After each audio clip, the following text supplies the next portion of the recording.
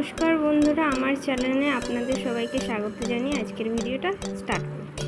আজকে করব ফুলকপি কষা করে। একদম খাসির মাংসের থেকেও খুব সুন্দর খেতে টেস্ট লাগবে। এই যে এরকমভাবে ছোট ছোট করে কেটে নিয়েছি, তারপরে কড়াইতে তেল দিয়ে কড়াইটা একটুখানি গরম হলে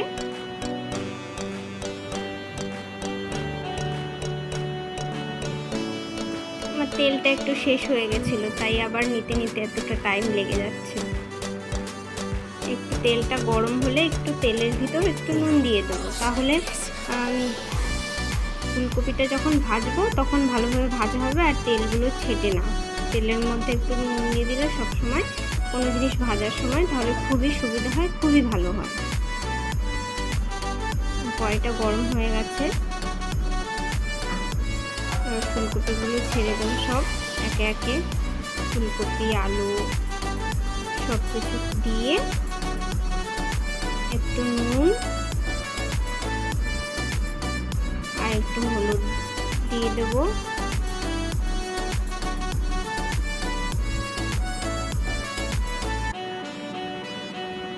দিয়ে এবার একটু নাড়াচাড়া করে কড়াইটা একটু ঢেকে দেব, যাতে ফুলকপিটা একটু সেদ্ধ হয়ে যায় ভাজার সময়।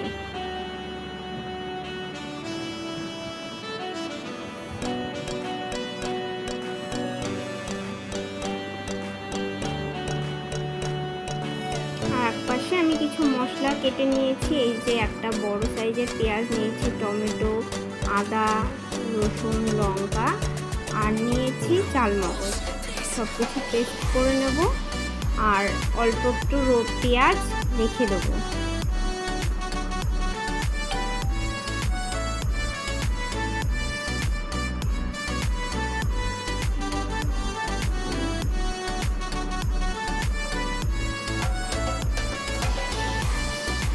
এবার এগুলো সব একসাথে ভালোভাবে একটু জল দিয়ে পেস্ট করে নেব, তাকে রেখে দেবো।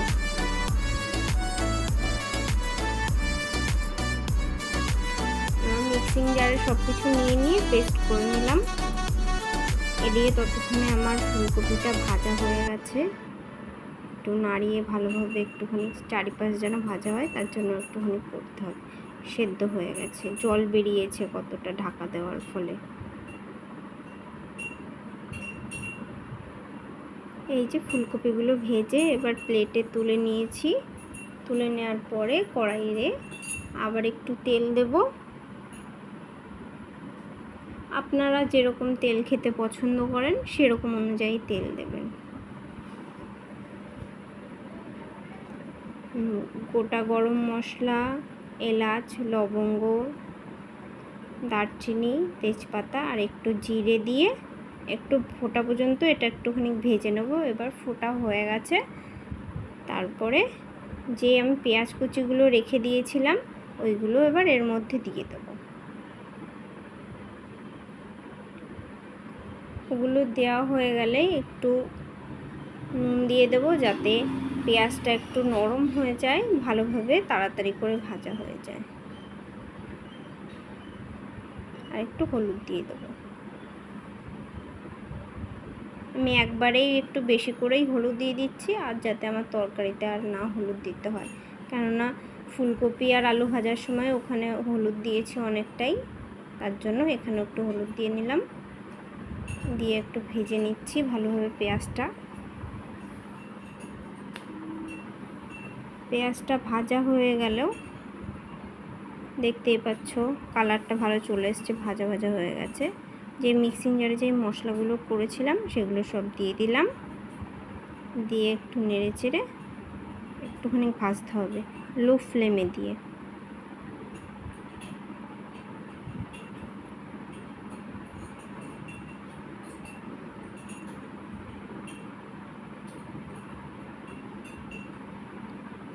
মশলাটা একটু ঢেকে দেবো। ঢেকে দিয়ে একটু ভাজার পরে এই যে দেখতে পাচ্ছ উপর থেকে একটু তেল ছেড়ে ছেড়ে দিয়েছে, তাও আর একটুখানি ভাজবো।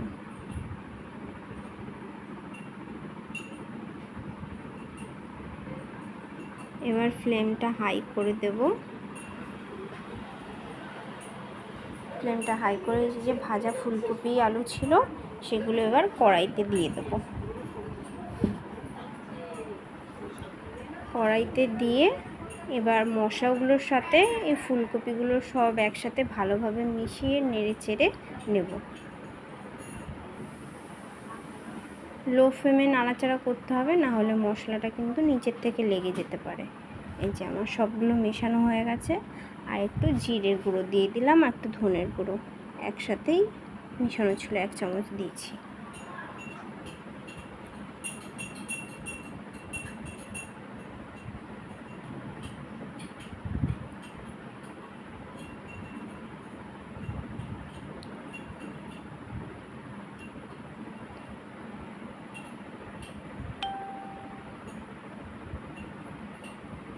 এবার যে মিক্সার মেশিনে আরও মশলা ছিল তার মধ্যে একটু জল দিয়ে ফুলকপির মধ্যে দিয়ে দিলাম। এবার এইগুলো ফুলকপি আর মশলাটা এবার এই দুটো একসাথে একটুখানি নাড়াচাড়া করে একটুখানি ঢেকে দিয়ে আবার কষিয়ে নেব। বন্ধুরা, আমার ভিডিওটা যদি ভালো লেগে থাকে অবশ্যই লাইক করবেন আর আমার চ্যানেলটাকে সাবস্ক্রাইব করবেন। আমার নতুন নতুন ভিডিও দেখার জন্য অনেক ধন্যবাদ। আমার এই চ্যানেলটা একদমই নতুন খুলেছি, আপনারা আমার পাশে থাকলে আমার খুবই সুবিধা হয়। মশলাটা দিয়ে দেখুন ভাজা ভাজা হয়ে গেছে, সব একসাথে ফুলকপি আলু সব একসাথে ভাজা ভাজা হয়ে গেছে। এবার একটু জল দিয়ে নিচ্ছি।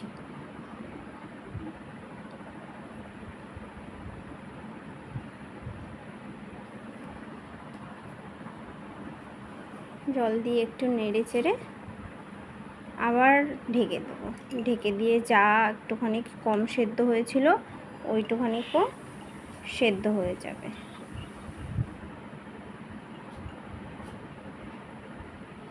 এই যে আমার সেদ্ধ হয়ে গেছে, একটু হাতের উপরে কাস্তুরি মেথি নিয়ে এর মধ্যে একসাথে দিয়ে দিলাম।